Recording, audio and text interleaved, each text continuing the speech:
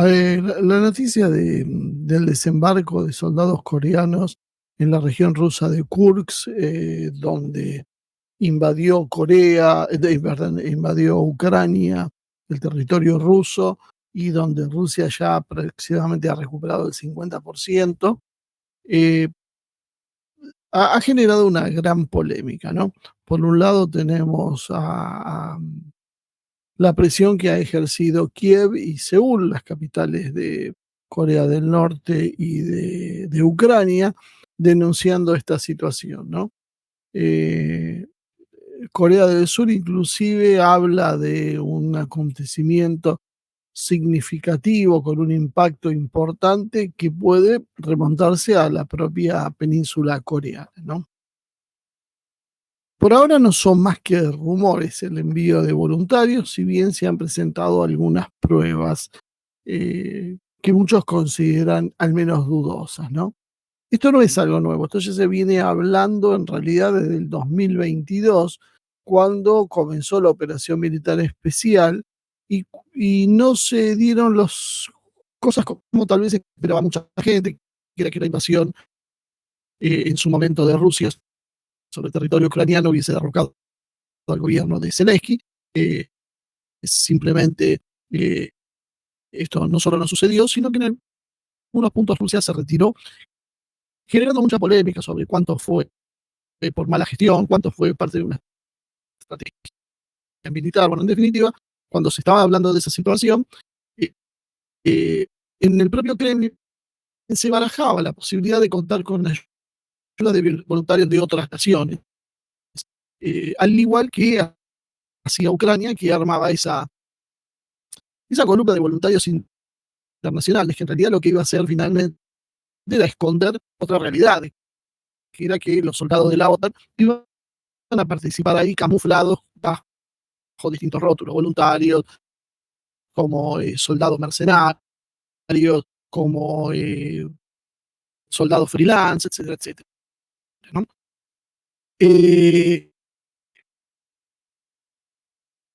Había 16.000 combatientes que en principio iban a combatir, a luchar a favor de Rusia. Sin embargo, bueno, la situación se fue diluyendo y no hemos tenido conocimiento de que haya habido muchos extranjeros luchando. En ese momento se mencionó la posibilidad de que haya combatientes de Corea del Norte, ¿no? Eh, Inclusive la prensa rusa discutía sobre la posibilidad, más adelante, ¿no? Ya, sobre la posibilidad de que aparecieran coreanos en el Donbass.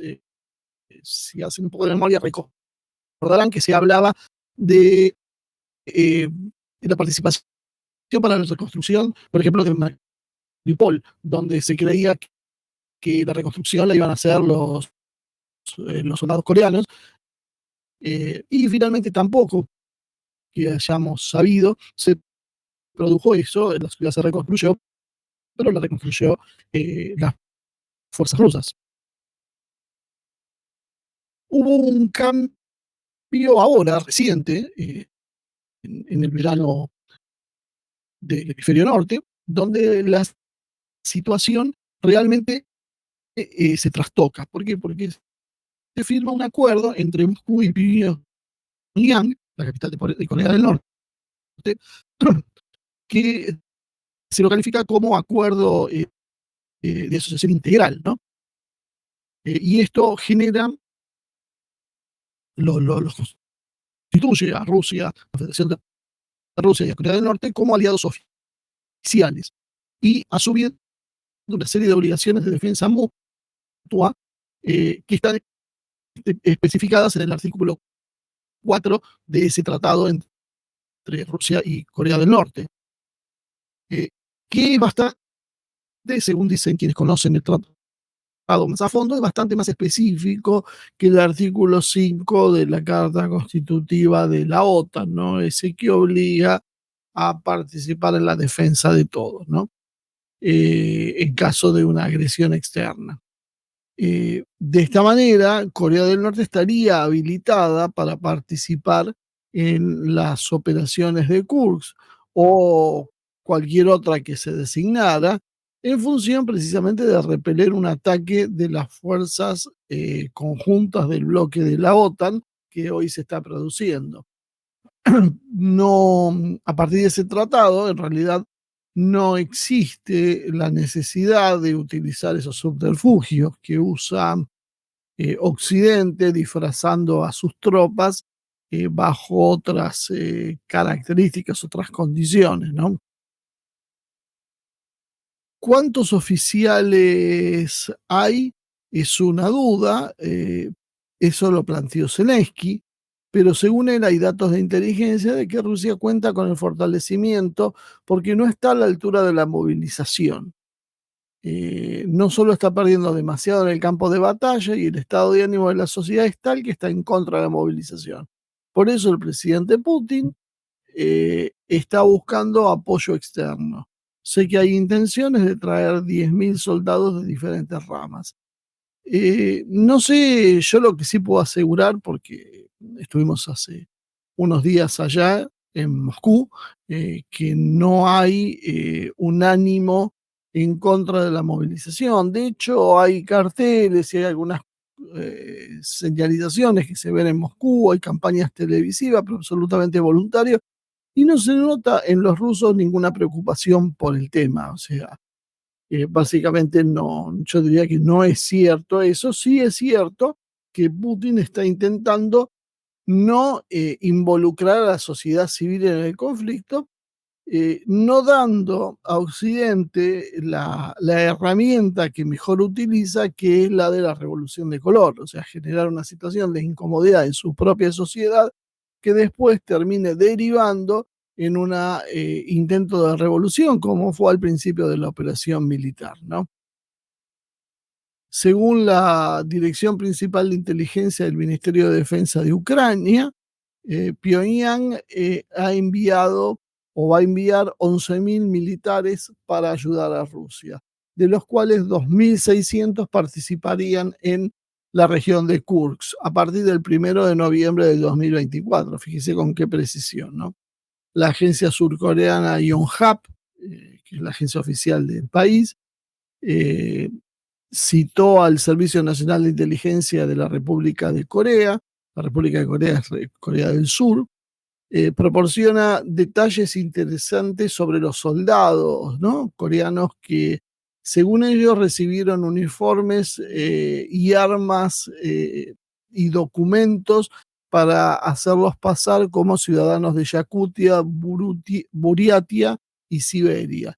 Básicamente por los rasgos mongoloides que tienen los coreanos, eh, esto sería una intención de camuflarlo como propias tropas y no denunciando la participación de Corea. Según Yonhap, se espera que Corea del Norte envíe a la guerra de Ucrania un total de 12.000 soldados de 4 brigadas pertenecientes al 11º Cuerpo, llamado Storm Corps, una fuerza de operaciones especiales de élite. Eh, ¿Esto es real o no? No lo podemos saber.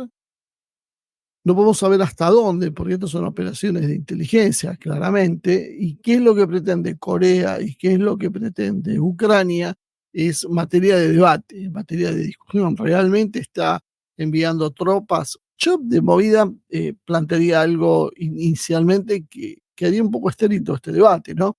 Que es que Rusia tiene todo el derecho del mundo a recibir ayuda de los países aliados, de la misma manera que hoy hay cerca de medio centenar de naciones que están ayudando de distintas formas, muchas de ellas militares, a Ucrania.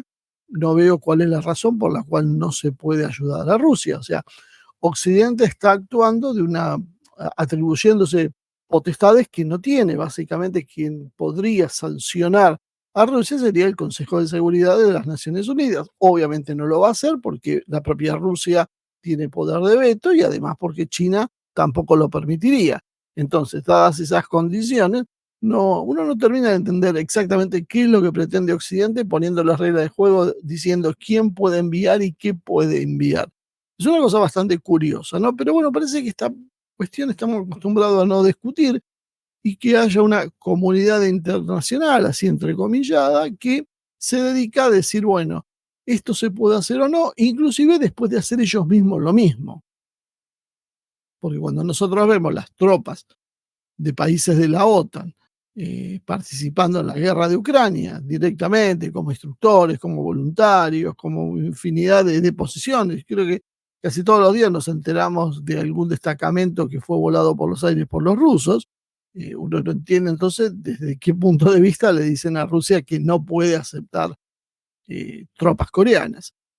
Más aún si hay un acuerdo que lo permite. Pero bueno, esto es lo que está sucediendo. Y la especulación también en Rusia es que estén usando esta historia una vez más con la idea de traccionar recursos de Occidente hacia Ucrania. Es una de las especialidades que tiene el gobierno ucraniano, es pedir dinero y armas a Occidente, bajo distintas excusas. Esta bien podría ser una más, ¿no?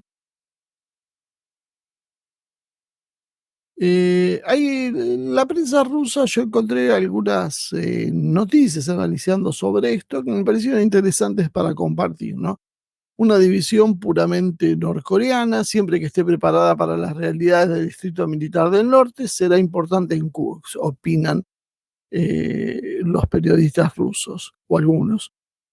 Si esta experiencia resulta exitosa, serían suficientes entre 100 y 200.000 fusileros motorizados, artilleros y fuerzas especiales disciplinadas y bien entrenadas para llevar a cabo una operación de armas combinadas sobre las regiones de Kharkov y Sumy,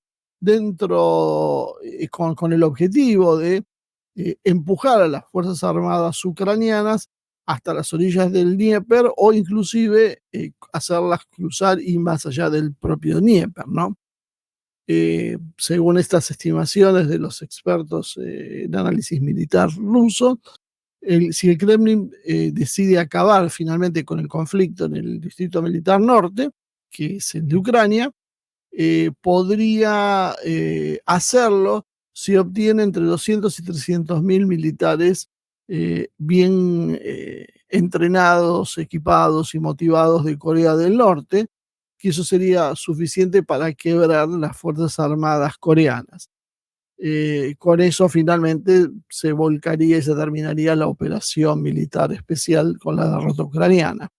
¿Por qué Corea del Norte, especula la prensa rusa, podría estar interesada en esto? Bueno, una primera mirada, tal vez la más superficial y la más habitual, es que Rusia podía darle a cambio de su apoyo alimentos, fertilizantes y energía. Tres cosas que son claves para el desarrollo económico de Corea del Norte y que para Rusia no es ningún esfuerzo. Rusia es un país que hoy le sobran los alimentos, le sobran los fertilizantes, es una de las mayores potencias exportadoras y por supuesto no hace falta hablar mucho de la capacidad de exportar energía que tiene el país. De esta manera podría solucionar muchos de los problemas de Corea y algunos inclusive van un poco más allá y dicen, bueno, podía construirse también una central nuclear en el territorio de Pyongyang. eh, de esta manera podían solucionar el problema crónico de la falta de energía que tiene Corea del Norte. Eh, e inclusive plantean, dada la escasez hoy de mano de obra que hay en Rusia, yo lo he comentado, pero bueno, creo que esto no está de más volver a decirlo. En Rusia no solo hay pleno empleo, sino hay una demanda de mano de obra para satisfacer las necesidades que hoy tiene el país. Y para Corea del Norte sería una muy buena oportunidad de enviar soldados o trabajadores simplemente a Rusia que puedan participar en la producción de Rusia y de esa manera colaborar con remesas de divisas para su propio país, mejorando la situación general de Corea del Norte, que les recuerdo está bloqueada desde hace muchos años. Por lo tanto, en realidad, la idea de los coreanos del norte de acercarse a Rusia es de asistencia mutua, sobre todo de carácter técnico-militar. Esta es la otra parte que es a veces se menciona un poco menos, pero es tan importante como la anterior. Acá hay que hacer un pequeño paréntesis porque hay un proyecto de perdón, pero se me irritó un poco la garganta. Tras una reflexión, la República Popular de Corea, que vendría a ser, no, la República Democrática de Corea, que es de Corea del Norte, tiene una característica muy importante y distintiva. Corea del Norte y Corea del Sur están en un armisticio. Nunca se llegó ni siquiera a firmar la paz definitiva. Simplemente hay un alto el fuego. Están divididos, como ustedes ya saben, en el paralelo 38 y la tensión es manifiesta y han fracasado, podríamos decir, todos los proyectos de reunificación. En su momento parecían que se encaraban con serias posibilidades de éxito, pero bueno, llegó una presidenta surcoreana muy afecta a endurecer las posiciones de acuerdo a lo que le pedía Estados Unidos y sumergió al país, después terminó presa por corrupta, ¿no? Me llama Lee Hyun. Ahora lo voy a buscar. Eh, pero esta mujer terminó por hacer naufragar el proceso de unificación y a partir de ahí Park Hyun-hye, ahí está, Park Hyun-hye era el nombre de esta mujer que cayó después presa de un escándalo de corrupción con la empresa Samsung. Lo que sucedió con Corea es que a partir de ese momento empezó a tensarse nuevamente las relaciones con Corea del Norte y hoy muchos consideran que básicamente no hay posibilidades de un acuerdo. La situación se ha distanciado mucho. Ese era el momento también más importante cuando Corea del Norte estaba realmente aislada, inclusive la propia China la apoyaba, pero siempre con mucha resistencia, pretendían los chinos de alguna manera tener una zona de seguridad, no, que no caiga la península coreana, que básicamente tiene frontera con China en manos de los Estados Unidos, entonces a partir de ahí apoyaban a Corea del Norte, pero apenas con lo suficiente, no querían complicaciones.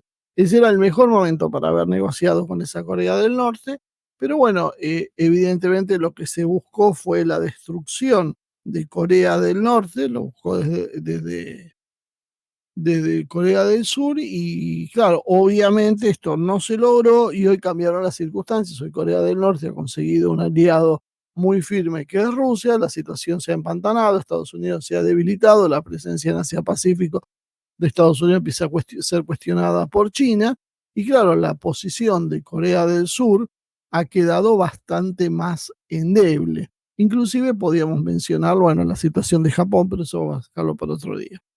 Eh, entonces, ¿cuál es el problema? Corea del Norte tiene cada vez más posibilidades de enfrentarse en una guerra con Corea del Sur y los expertos militares hoy, los serios, como siempre aclaro, consideran que en realidad esa guerra la va a ganar Corea del Norte por el espíritu de combate que hay y por la capacidad también militar.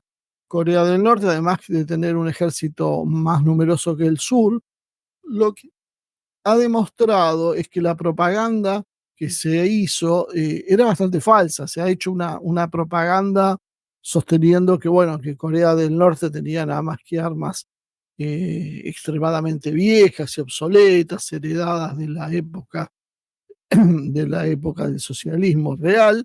Y la realidad es que, bueno, que hemos visto en los campos de batalla las primeras pruebas de equipos coreanos y realmente algunos son impresionantes. Por lo tanto, las posibilidades de Corea del Sur de sobrevivir a un enfrentamiento con Corea del Norte parecen ser escasas. Ahora, esto es si se da un enfrentamiento a Corea del Norte y Corea del Sur. Lo que pasa es que Corea del Sur considera que eso se daría siempre con el respaldo de los Estados Unidos, que podía enviar en su apoyo portaaviones y darles suministros. Eh, es interesante ver que Corea del Sur está absolutamente aislada por mar, o sea, por tierra no tiene contacto con ningún país amigo, puesto que su frontera norte es Corea del Norte y al norte de Corea del Norte está China. No hay más, o sea, solo podría ser reabastecida por mar o por aire. En caso de un conflicto, si Pyongyang accede, y aparentemente lo tiene, a sistemas de misiles de largo alcance antibuques, claramente Corea del Sur quedaría aislada, sería muy difícil de abastecer por mar. Eh, Hoy esto hay que tener en cuenta, que si los hutíes son capaces de haber frenado el tráfico en el Mar Rojo y la OTAN, básicamente, Estados Unidos y varias potencias europeas mandaron sus buques a poner orden y no lo pudieron hacer y tuvieron que retirarse en buena medida, bueno, claramente esto en un teatro de conflicto con Corea del Norte sería extremadamente difícil. Por lo tanto, solo quedaría el abastecimiento aéreo y Corea del Sur en esas condiciones no tendría demasiadas posibilidades de resistir.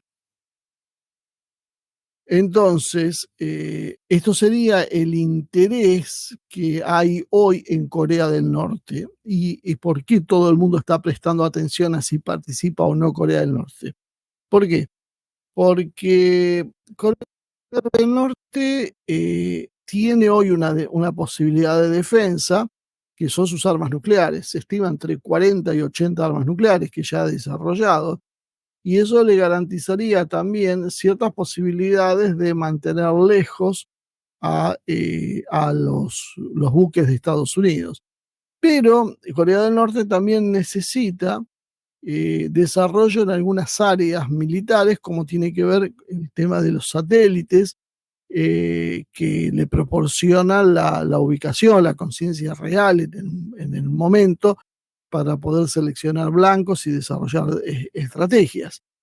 Por lo tanto, eso más la posibilidad de tener experiencia en un combate moderno real eh, es inmejorable para Corea del Norte lo que le ofrece la situación de Ucrania.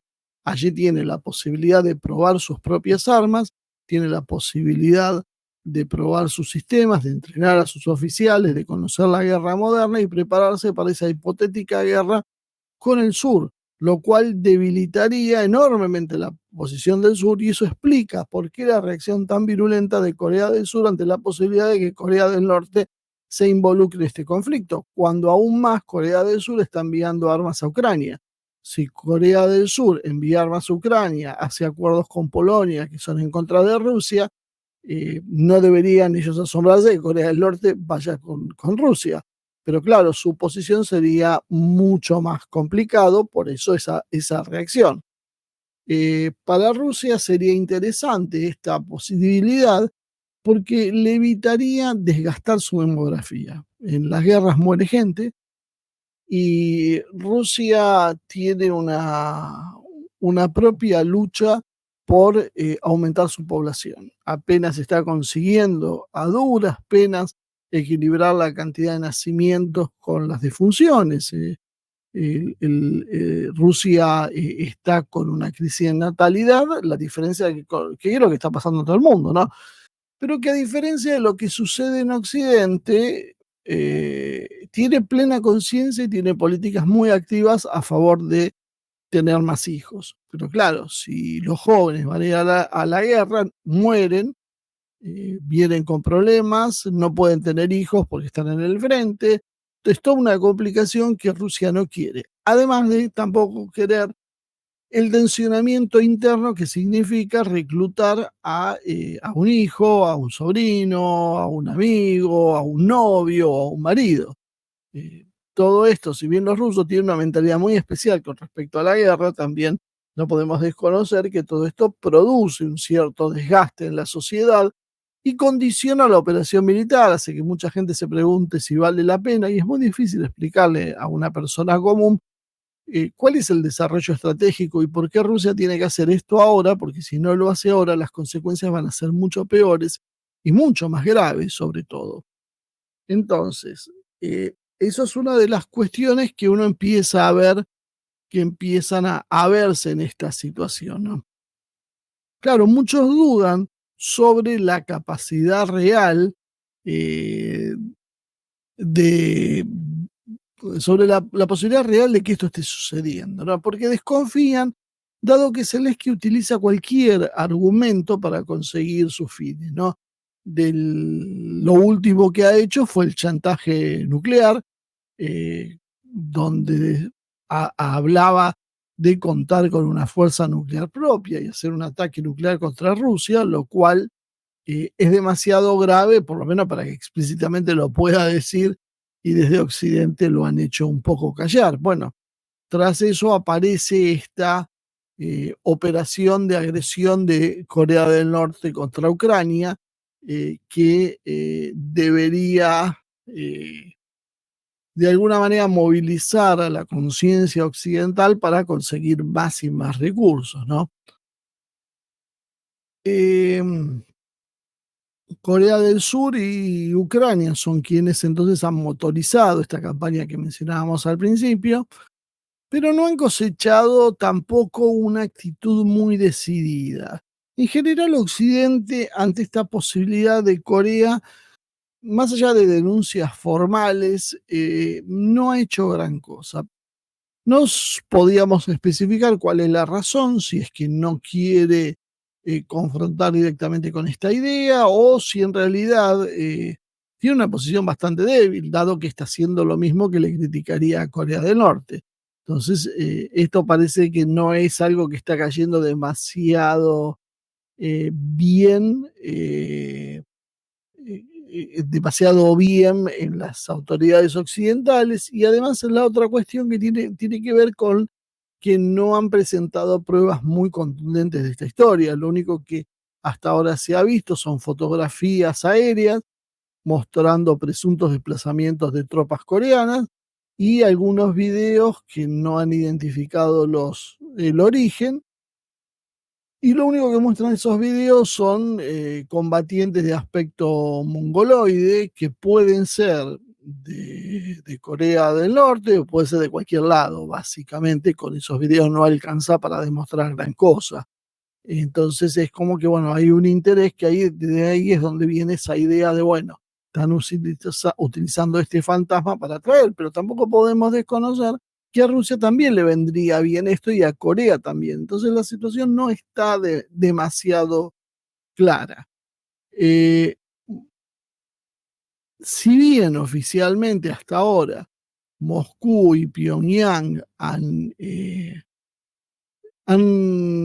rechazado la presencia de tropas coreanas, eh, no es absolutamente taxativo. Por ejemplo, Putin, ahora en la reunión del BRICS, le preguntó una periodista de la cadena NBC, un periodista de la cadena NBC, sobre la presencia de tropas coreanas en esa región, y Putin fue muy enigmático para contestar, ¿no? Dijo, si hay imágenes significa que reflejan algo. ¿Qué quiso decir? ¿Que sí o que no? Bueno, hasta ahora venían diciendo que no, pero esas palabras pueden ser interpretadas también como que sí. Y aprovechó para recordar lo que yo decía al principio, que era la cuestión más obvia, que los ejércitos de Occidente están implicados en el conflicto de Ucrania desde el principio. Entonces, ¿cuál sería el problema? Y terminó rematando la respuesta diciendo, en cuanto a nuestras relaciones con la República Popular Democrática de Corea, el tratado fue ratificado hoy. Existe el artículo 4 sobre asistencia militar. Nunca hemos dudado de que los dirigentes norcoreanos, se toman muy en serio los acuerdos. En definitiva, si ustedes me dicen, Putin no solo no lo negó, sino dejó entreabierta la posibilidad de que haya tropas coreanas. Si yo tendría que inclinarme, yo creo que sí están. En algún momento se habló de que podían utilizarse como fuerzas en la retaguardia para poder relevar a tropas rusas que puedan ir a combatir. Después empezó a hablar de que directamente van a combatir en el frente. Se habla de pilotos coreanos que estarían operando y ganando experiencia con aviones rusos. Y otra de las cuestiones que también se está mencionando no es solo eso, sino también la posibilidad de pilotos de drones y implicación de distintas maneras, ¿no? Eh, con referencia a ese acuerdo que se está mencionando, el acuerdo de asociación estratégico integral entre la Federación de Rusia y la República Democrática de Corea, el creciente, hay que tener en cuenta que el creciente ritmo de los combates que se van intensificando, cada vez son más violentos y masivos, está demandando muchísimos recursos. Eso significa hombres y significa equipos militares. Por lo tanto, la posibilidad de que estén presentes estos coreanos sería de una ayuda importante para el ejército ruso y a la vez sería una forma de preparar a Corea para el futuro, para la posible guerra con el sur que mencionábamos, porque el ejército coreano del norte carece de experiencia en combate, una experiencia que el ejército ruso no solo tiene, sino que está acrecentando en un terreno novedoso, porque no es lo mismo tener una experiencia de combate en los años 70 que tenerla ahora. Ha cambiado muchísimo la tecnología y las tácticas que están usando, muestra una evolución de la posición rusa en los últimos meses. En los últimos 2 años, desde que comenzó la operación militar hasta ahora, Rusia ha ido cambiando y evolucionando hasta un punto en que hoy se considera muchísimo más eficiente el ejército ruso, que se ha puesto al día con las nuevas características de la guerra, y que esto sería una valiosa enseñanza para las tropas coreanas. Y de esta manera también, como decíamos antes, permitirá reducir las bajas propias, que es un tema muy sensible para todos, ¿no? Eh, y hay una cuestión más a tener en cuenta, que es el tipo de escenario. El tipo de escenario es de una Ucrania que está fortificada, y durante 8 años estuvo preparando las fortificaciones para una guerra con Rusia. La OTAN fue quien se hizo cargo de esa estrategia e inclusive cuenta con todo el despliegue y apoyo de los sistemas más avanzados de la Organización del Tratado del Atlántico Norte y del propio personal militar de la OTAN. Entonces, eh, para Corea es un excelente entrenamiento, dado que una hipotética lucha contra Corea del Sur presentaría un escenario con características similares, la de una zona fortificada y tropas también con equipamiento y entrenamiento occidental, como serían las de Corea del Sur. O sea, esto sería para Corea la posibilidad de mejorar su performance, minimizar sus bajas propias y aumentar las bajas del enemigo, dado una mayor capacidad técnico-militar. Hay algunas otras señales que se vienen mencionando desde hace tiempo que demuestran que Corea del Norte está actuando en el conflicto. En agosto probó los ATGM autopropulsados Bullseye 4 en el Distrito Militar del Norte y lo probaron en una situación de combate real. Y dado que el ejército no tiene escasez, el ejército ruso no tiene escasez de este tipo de material militar, eh, parecería que en realidad esto era algo más beneficioso por la forma que se hizo, por la cantidad que se emplearon y demás, para los propios coreanos que para los rusos. Para los rusos en realidad algunos sistemas autopropulsados, si bien eran muy poderosos, tampoco le cambiaban demasiado la ecuación. Pero los coreanos tuvieron la oportunidad de probar su sistema en una situación de combate real, enfrentando las armas de la OTAN.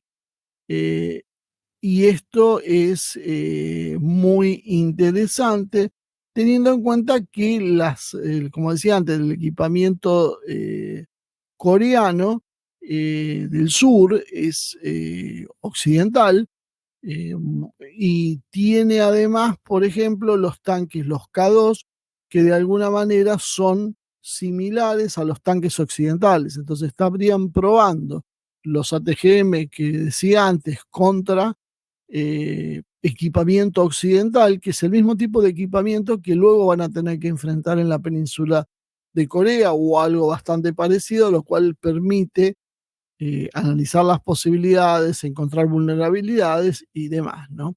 También probaron drones kamikaze propios, inspirados, según dicen las crónicas militares, en los Lancer rusos y en los Harop israelíes, ¿no? Así como misiles también MLRS que los utilizaron el 8 de octubre. Y una salvedad que también hace la prensa rusa, que es para tener en cuenta, es que las armas no combaten solas. Es decir, si todas estas armas fueron probadas en el territorio ucraniano, eh, hay que tener en cuenta que probablemente había especialistas coreanos del norte operando esas mismas armas. Y eso le permitía obtener datos valiosos en cuanto a las condiciones objetivas, ¿no? Datos reales sobre el desempeño de su armamento. Y una cosa también que consideran importante es que enviando varios batallones surcoreanos y se distribuyen en distintas partes del frente de combate, tendría una experiencia bastante abarcadora, dado que el frente de combate tiene desde campos llanos y planos en el sur a otros más cerrados y boscosos. Entonces eso daría una experiencia de combate en distintos terrenos que también sería interesante, ¿no? Eh, la,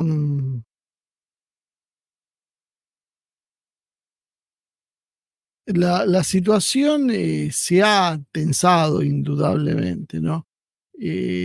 Ha habido pruebas en principio el 10 de octubre, Corea del Sur probó misiles, hizo un lanzamiento a gran escala de misiles Taurus, esos misiles de crucero alemanes que Ucrania está pidiéndole y Alemania no termina de decidirse si se los da o no.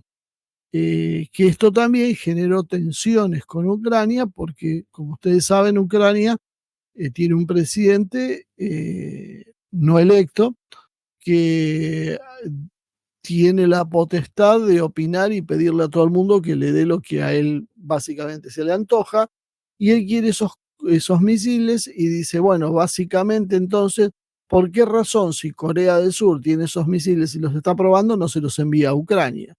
Es esas cosas que a veces uno ya naturaliza y no termina de entender básicamente de qué se trata esto, ¿no? O sea, ¿cómo puede ser que un personaje ignoto que ni siquiera ha sido reelecto, cuya elección está, en realidad su poder presidencial está basado hoy en haber usurpado el cargo de presidente, cómo tiene la potestad de hacer y decir toda esta serie de cosas sin consecuencias, ¿no? Esto es una cosa que algún día nos van a tener que explicar. Eh, los rusos, la prensa rusa también baraja un hecho que no parecería ser tampoco tan ilógico, que esto en realidad pudiera estar siendo una especie de significación, una cortina de humo para permitir el despliegue, ¿no? Del ejército coreano, pero por ahora no hay muchas pruebas de que esto sea así, salvo una presunción. Y ya como para ir terminando, le dejo un par de cuestiones que también me parece que hacen a la situación, son las palabras del presidente de Bielorrusia, Alexander Lukashenko, que calificó de tonterías los rumores sobre el posible envío de tropas norcoreanas a Putin y dijo que él tenía la confianza en que Putin nunca recurriría a una medida de este tipo como parte de la operación especial rusa. Sin embargo, el propio Lukashenko a continuación dijo que si esto se confirmara, esto podía conducir a una grave escalada del conflicto, dado que se internacionalizaría oficialmente, porque ya está internacionalizado, ¿no?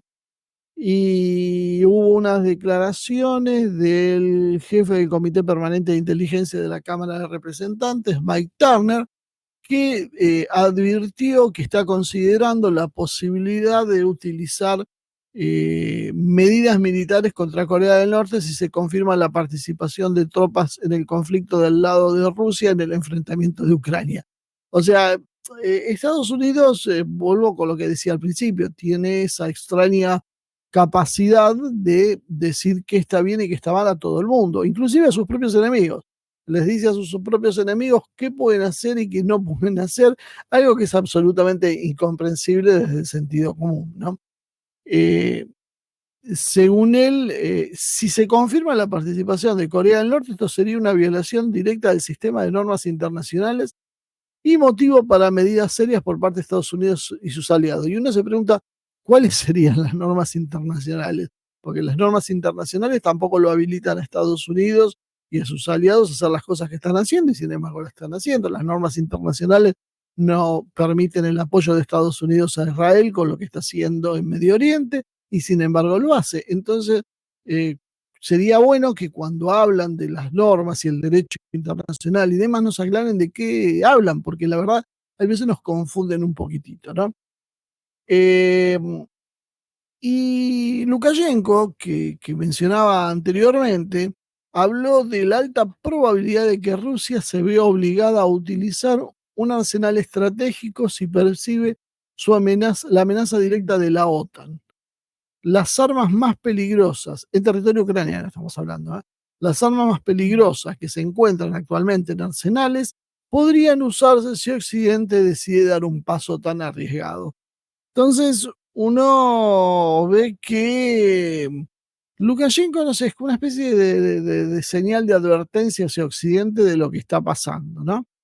Y una noticia más que me parece importante que tiene que ver tangencialmente tal vez, ¿no? Pero que tiene que ver con esto, es que Irán recibió la licencia para producir Sukhoi 30 y Sukhoi 35, dos aparatos de los más avanzados de la aviación rusa, y que esperan poder producir alrededor de medio centenar anuales de estos aparatos. Por eso también uno empieza a ver la urgencia de Israel, ¿no? Porque en principio parece que Irán ya cuenta con 24 Sukhoi 35, pero si va a poder sumar otros 50 o 60 anualmente, imagínense que al cabo de 3 o 4 años la Fuerza Aérea iraní iba a ser superior a la israelí. Por lo tanto, se acabaría todo lo que hoy tiene Israel, que básicamente es su superioridad aérea. Ahora, eh, Rusia está facilitando tecnologías a países que antes no lo podía hacer porque a Occidente no le gustaba. Bueno, esto refuerza la idea de que entonces tal vez con Ucrania, con Corea, sí haya, con Corea del Norte, sí haya realmente una posibilidad de que esto funcione.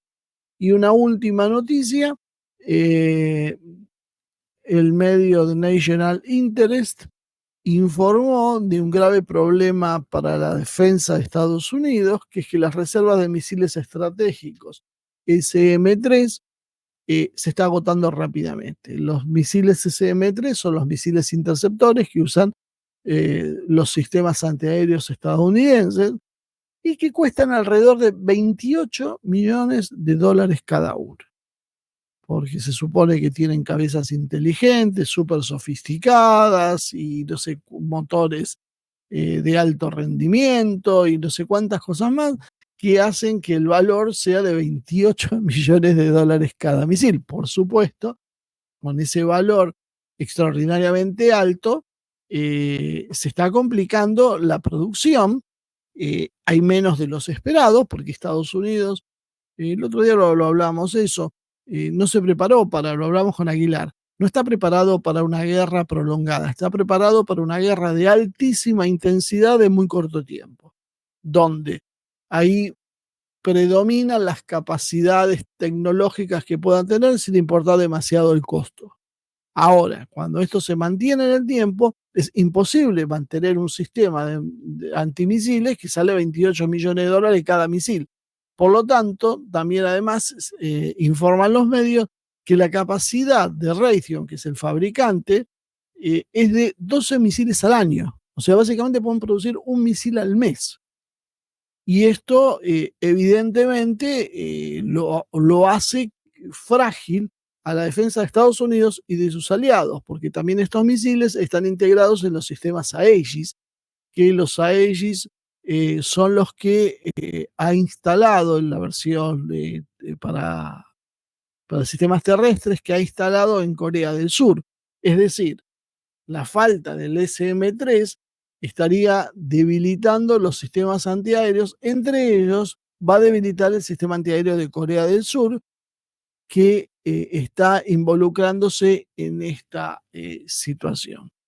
Entonces, a modo de resumen, podíamos decir entonces que Corea del Norte y Rusia firmaron sí un acuerdo de cooperación militar en el año presente, en el 2024, donde uno de los artículos, el artículo 4, garantiza la defensa mutua. Esta garantía les permite entonces poder operar en defensa del otro país aliado sin ningún tipo de problema, sin ningún tipo de excusas como utiliza, por ejemplo, la OTAN con la figura de mercenarios o voluntarios. Bueno, Corea del Norte en realidad podría tranquilamente enviar tropas abiertamente sin que se entienda demasiado bien cuál es la relación por la cual Occidente eh, prohíbe esto y dice que va en contra del derecho internacional. En realidad esto es parte del derecho internacional, nos guste o no nos guste, sea lindo o no, es una realidad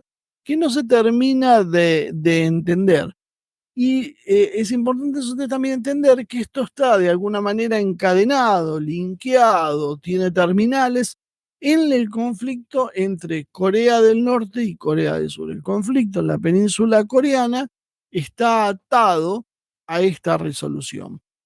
Y esto sucede porque precisamente el conflicto está abierto, en cualquier momento puede volver a escalar.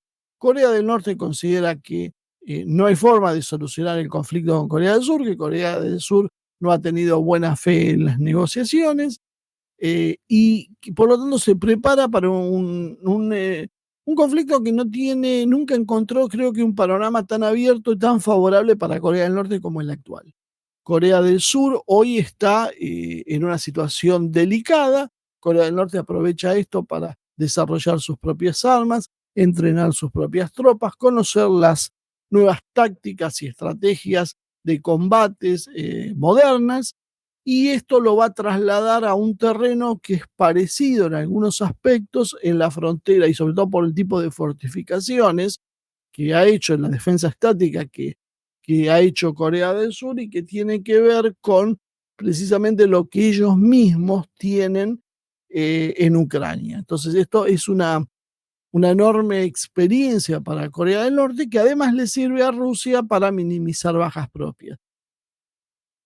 Ahora, ¿se enviaron o no las tropas? No lo podemos saber. En principio, según la inteligencia de Corea del Sur y Ucrania, hay alrededor de 11.000 soldados pertenecientes a un cuerpo, una unidad especial de élite de Corea del Norte, 2.600 de los cuales participarían en el conflicto de Kursk y el resto estaría por otro lado. La inteligencia coreana denuncia la participación de los coreanos del norte como soldados del ejército ruso eh, con residencia de origen de Yakutia, Buriatia y Siberia, dado que sus características antropomórficas mongoloides son similares a las de Corea del Norte. No han presentado grandes pruebas, como decíamos, algunos videos, algunas fotos, que en el mejor de los casos muestran soldados con este aspecto, que son absolutamente indistinguibles si son rusos son coreanos, si son chinos, no se sabe exactamente qué son, porque aparte tampoco se hace demasiado detenimiento, simplemente se hace una profesión de fe. Eh, Esto de alguna manera también le permitiría a Corea del Norte tener cierto desahogo, conseguir alimentos, conseguir energía y conseguir fertilizantes para su economía, que serían claves, además de experiencia en combate, y también podía facilitarle a Rusia la llegada de obreros coreanos que son disciplinados, que son trabajadores, y esto sería un ingreso extra para Corea del Norte. Sería una asociación de alguna manera win-win, ganar-ganar de ambos bandos, que bien puede ser viable, ¿no? Eh, Rusia necesita de alguna manera tener un marco de apoyo, dado que está enfrentando a los 32 países de la alianza, más otras dos docenas de países no pertenecientes a la OTAN, pero estrechamente asociados.